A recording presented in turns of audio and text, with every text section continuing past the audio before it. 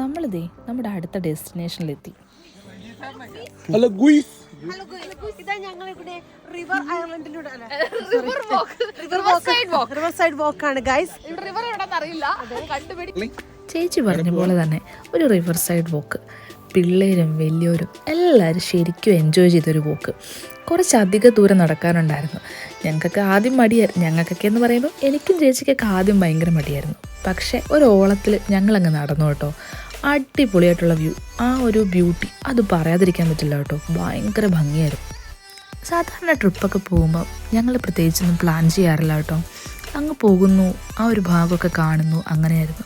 പക്ഷേ ഇത് നന്നായിട്ട് പ്ലാൻ ചെയ്ത് നന്നായിട്ട് ഓർഗനൈസ് ചെയ്തൊരു ട്രിപ്പായിരുന്നു.